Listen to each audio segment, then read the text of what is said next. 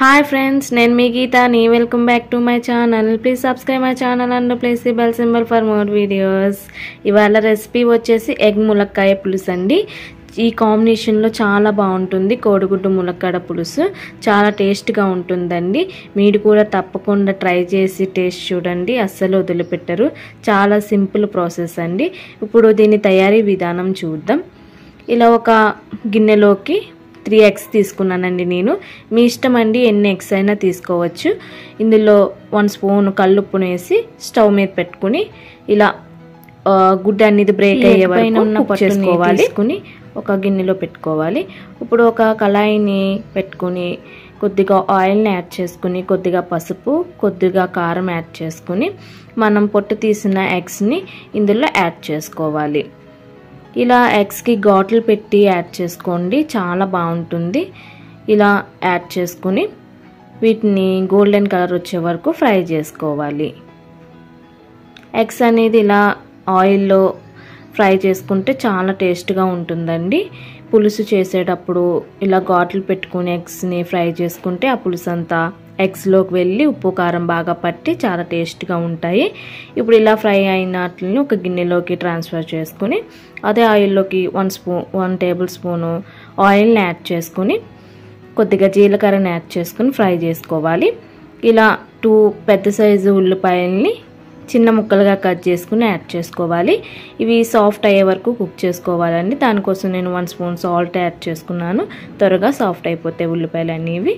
ఇప్పుడు క్లోజ్ చేసేసి పెట్టుకోవచ్చు. ఇలా ఒక గిన్నె తీసుకొని చింతపండుని నానబెట్టుకోవాలండి. నేను పెద్ద నిమ్మకాయ సైజ్ అంత చింతపండుని తీసుకుని నానబెట్టుకున్నాను. ఇప్పుడు ఆనియన్స్ మగ్గిపోయేవలేవో చూద్దామండి. చూడండి, చక్కగా సాఫ్ట్ అయిపోయాయి. ఇప్పుడు ఇందులోకి ఒక పెద్ద సైజు టమోటాని చిన్న ముక్కలుగా కట్ చేసుకుని యాడ్ చేసుకోవాలి. 3-4 పచ్చిమిర్చిని చీరికలుగా చేసుకుని యాడ్ చేసుకుని కొద్దిగా కరివేపాకును కూడా యాడ్ చేసుకుని ఇవి సాఫ్ట్ అయ్యే వరకు కలుపుకుంటూ క్లోజ్ చేసుకుని ఇంకొక 2 minutes ఫ్రై చేసుకుందామండి. ఈ టమోటాలో కూడా వాటర్ అంతా ఇంకిపోయి సాఫ్ట్ అయిపోతాయి. చూడండి, టమోటాలన్నీ కూడా మంచిగా సాఫ్ట్ అయిపోయాయి. ఇలా 1 కప్పు ములక్కాయలను పైన ఉన్న పొట్టును తీసుకుని యాడ్ చేసుకోవాలి. ఈ ములక్కాయ కూడా సాఫ్ట్ అయ్యే వరకు కుక్ చేసుకోవాలి. ఇలా క్లోజ్ చేసేసి కుక్ చేసుకోవాలి. చూడండి, ములక్కాయలు కూడా చక్కగా సాఫ్ట్ అయిపోయాయి. ఇప్పుడు ఇందులో కొద్దిగా అల్లం వెల్లుల్లి పేస్ట్ని యాడ్ చేసుకోండి. ఫ్లేవర్ అనేది చాలా బాగుంటుంది. ఇది పచ్చివాసన పోయే వరకు ఫ్రై చేసుకోవాలి.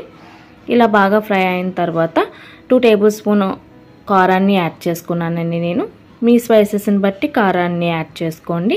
ఇది బాగా కలుపుకొని ఒక చిన్న గ్లాస్ అంత వాటర్ని యాడ్ చేసుకోండి. మరి ఎక్కువ వాటర్ ఏం అవసరం లేదండి. సో ఇలా చిన్న గ్లాసుడు వాటర్ని యాడ్ చేసుకుని సాల్ట్ని అడ్జస్ట్ చేసుకుని బాగా కలుపుకొని మనం ఫ్రై చేసుకున్న ఎగ్స్ని కూడా ఇందులో యాడ్ చేసేసుకుని బాగా కలుపుకొని మీడియం టు హై ఫ్లేమ్ మీద క్లోజ్ చేసేసి 5 minutes ఈ వాటర్ బాయిల్ అయ్యే వరకు కుక్ చేసుకోవాలి.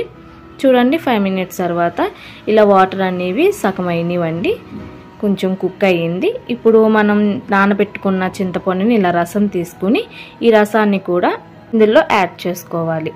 చూడండి, ఇలా యాడ్ చేసుకుని కొద్దిగా కొత్తిమీరని యాడ్ చేసుకుని బాగా కలుపుకొని మీడియం టు హై ఫ్లేమ్ మీద క్లోజ్ చేసేసి ఇంకొక 5 minutes కుక్ చేసుకోవాలి.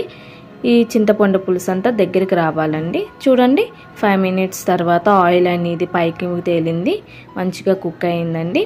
లాస్ట్లో కొద్దిగా కొత్తిమీరని యాడ్ చేసుకుని కలుపుకోవడమేనండి. అంతేనండి, రెడీ అయిపోయింది కోడిగుడ్డు ములక్కాడ పులుసు. చాలా సింపుల్ అండి. చూడండి, పులుసు అనేది ఇలా ఈ కన్సిస్టెన్సీలో ఉండాలండి. మరి అంత పులుసుగా కాకుండా అంత ఎగిరిపోకుండా ఇలా మీడియంగా ఉంటే చాలా బాగుంటుంది. చాలా సూపర్గా ఉంటుందండి. మీరు కూడా తప్పకుండా ట్రై చేయండి. కోడిగుడ్డు ములక్కాడ పులుసు చాలా ఎంజాయ్ చేస్తూ తింటారు. ఈ వీడియోస్ కనుక మీకు నచ్చితే ప్లీజ్ సబ్స్క్రైబ్ చేసుకోండి మన ఛానల్ని. Thanks for watching.